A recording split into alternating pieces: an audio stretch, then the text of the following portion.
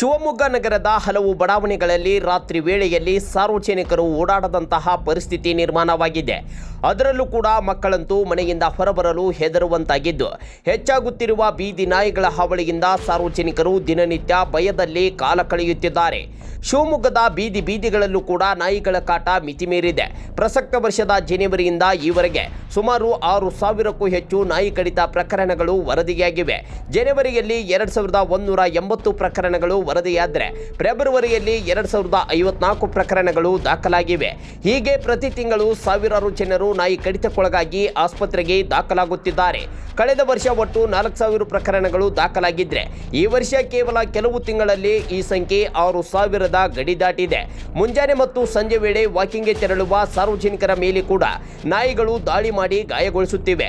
ಇದಕ್ಕೆ ಶಾಶ್ವತ ಪರಿಹಾರ ಯಾವಾಗ ಎಂಬುದು ಶಿವಮೊಗ್ಗ ನಾಗರಿಕರ ಮುಖ್ಯ ಪ್ರಶ್ನೆಯಾಗಿದೆ. ಶಿವಮೊಗ್ಗ ನಗರದಲ್ಲಿ ಬೀದಿ ನಾಯಿಗಳ ಹಾವಳಿ ಅತಿ ಹೆಚ್ಚಾಗಿದೆ. ಸಣ್ಣ ಸಣ್ಣ ರಸ್ತೆಗಳಲ್ಲಿ ಹಿರಿಯರಾಗಿರ್ಬೋದು, ನಾಗರಿಕರಾಗಿರ್ಬೋದು, ಬೈಕ್ ಸವಾರರಾಗಿರ್ಬೋದು ಹೋಗೋಕ್ಕೆ ಆಗೋದಿಲ್ಲ. ಎಲ್ಲ ಗುಂಪು ಕಟ್ಕೊಂಡು ನಾಯಿಗಳು ಅಟ್ಯಾಕ್ ಮಾಡುವಂಥದ್ದು ಕೂಡ ಇಲ್ಲಿ ಕಂಡು ಬಂದಿದೆ. ಬೈಕ್ ಸವಾರರಂತೂ ಒಂದು ಮೂವ್ ಆಗುವಂಥ ಸಂದರ್ಭದಲ್ಲೂ ಕೂಡ ಇಲ್ಲಿ ಬೈಕ್ ಸವಾರರು ಬಿದ್ದಿರೋದು ಉಂಟು. ಇದರ ಬಗ್ಗೆ ಸಂಬಂಧಪಟ್ಟಂಥ ಮಹಾನಗರ ಪಾಲಿಕೆಯವರು ಬೀದಿ ನಾಯಿಗಳನ್ನು ಹಿಡಿದು ಸಂತಾನಹರಣ ಚಿಕಿತ್ಸೆಯನ್ನು ಮಾಡಿ ಆ ನಂತರದಲ್ಲಿ ಮತ್ತೆ ಅವುಗಳನ್ನು ಯಥಾವತ್ತಾಗಿ ಆ ಸ್ಥಿತಿಗೆ ತರೋದ್ರ ಮುಖಾಂತರ ಅದರ ಒಂದು ಅಗ್ರೆಸಿವ್ ಕೂಡ ಇಲ್ಲಿ ಕಡಿಮೆ ಆಗುತ್ತೆ. ಈ ಮುಖಾಂತರವಾಗಿ ಮಹಾನಗರ ಪಾಲಿಕೆ ಅತಿ ಶೀಘ್ರವಾಗಿ ಇದ್ರ ಬಗ್ಗೆ ಕ್ರಮ ಕೈಗೊಳ್ಳಬೇಕಾಗಿ ಈ ಮುಖಾಂತರ ಕೇಳ್ಕೊಂತ ಇದ್ದೀನಿ. ಇನ್ನು ದ್ವಿಚಕ್ರ ವಾಹನ ಸವಾರರಂತೂ ಬೀದಿ ನಾಯಿಗಳ ಕಾಟದಿಂದ ಹೈರಾಣಾಗಿದ್ದಾರೆ. ವಾಹನಗಳ ಬೆನ್ನಟ್ಟಿ ಬರುವ ನಾಯಿಗಳಿಂದ ತಪ್ಪಿಸಿಕೊಳ್ಳಲು ಹೋಗಿ ಹಲವು ಅಪಘಾತಗಳು ಸಂಭವಿಸಿವೆ.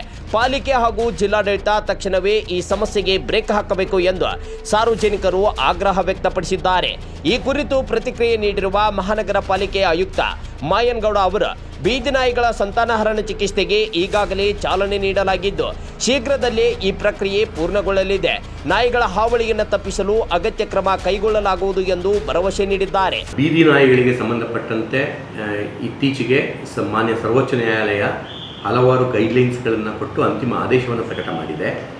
ಈ ಆದೇಶದ ಪ್ರಕಾರ ಎಲ್ಲ ಥರದ ಮೊದಲು ಪ್ರಾಥಮಿಕ ಹಂತವಾಗಿ ಇನ್ಸ್ಟಿಟ್ಯೂಷನ್ಸ್ ಬೀದಿ ನಾಯಿಗಳು ಅಂತಂದರೆ ಆಸ್ಪತ್ರೆ ಒಳಗಡೆ ಇರುವಂಥದ್ದು, ಶಾಲಾ ಆವರಣದ ಒಳಗಡೆ ಇರುವಂಥದ್ದು, ಸ್ಪೋರ್ಟ್ಸ್ ಸ್ಟೇಡಿಯಂ ಒಳಗಡೆ ಇರುವಂಥದ್ದು, ಪಾರ್ಕ್ಗಳ ಒಳಗಡೆ ಇರುವಂಥ ನಾಯಿಗಳನ್ನು, ಇನ್ಸ್ಟಿಟ್ಯೂಷನ್ ನಾಯಿಗಳನ್ನು ಗಣತಿ ಮಾಡಿ ಲೆಕ್ಕಾಚಾರ ಹಾಕಿ ಅದನ್ನು ತೆಗೆದುಕೊಂಡು ಹೋಗಿ ಸೂಕ್ತ ರೀತಿಯಲ್ಲಿ ಅದಕ್ಕೆ ಆ್ಯಂಟಿ ರೇಬೀಸ್ ಇಂಜೆಕ್ಷನ್ಗಳನ್ನು ಕೊಟ್ಟು ಆ ಒಂದು ಶ್ವಾನಗಳನ್ನು ಆರೈಕೆ ಮಾಡಿ ಅದರ ಮತ್ತೆ ವಾಪಸ್ಸು ಬಿಡದ ಹಾಗೆ ಅದನ್ನು ರಕ್ಷಣೆ ಮಾಡುವಂಥ ಕೆಲಸಗಳನ್ನು ಡೈರೆಕ್ಷನ್ನ ಒಂದು ಭಾಗ ಆಗಿರುತ್ತೆ.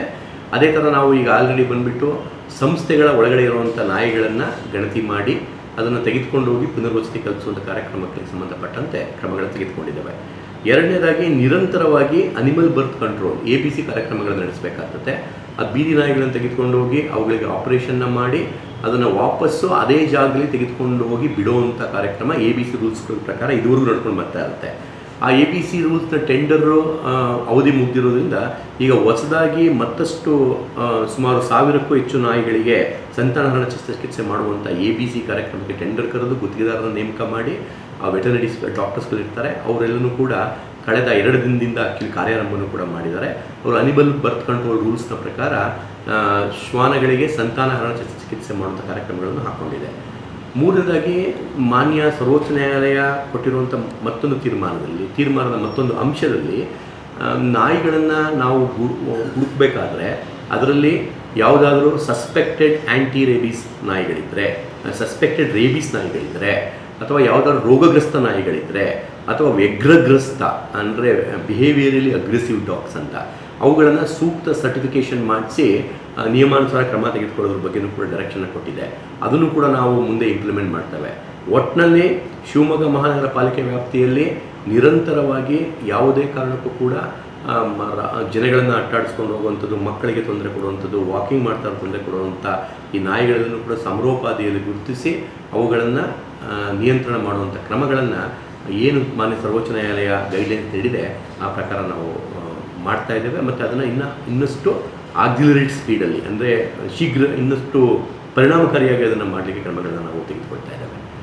ಇದಲ್ಲದೆ ಬಹಳ ಮುಖ್ಯವಾಗಿ ಕೆಲವೊಂದು ಮನೆಗಳಲ್ಲಿ ನಾಯಿಗಳನ್ನು 2, 5, 10 ನಾಯಿಗಳನ್ನು ತೆಗೆದುಕೊಳ್ಳೋ ಪ್ರಕರಣಗಳು ಕೂಡ ಕಂಡು ಬಂದಿರುತ್ತೆ.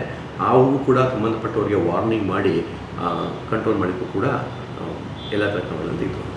ಬೀದಿ ನಾಯಿಗಳ ಹಾವಳಿಯನ್ನು ತಡೆಯಲು ಪಾಲಿಕೆಯಿಂದ ಯಾವುದೇ ಗಮನಾರ್ಹ ಕೆಲಸಗಳು ನಡೆಯುತ್ತಿಲ್ಲ ಎಂಬುದು ಸಾರ್ವಜನಿಕರ ಆರೋಪವಾಗಿದೆ.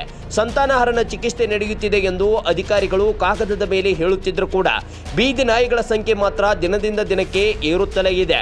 ಇನ್ನಾದರೂ ಕೂಡ ಪಾಲಿಕೆ ಎಚ್ಚೆತ್ತುಕೊಂಡು ಈ ಸಮಸ್ಯೆಗೆ ಮೂಗುದಾರ ಹಾಕಬೇಕಿದೆ. Veeresh G Hosur, Public Next, Shivamogga.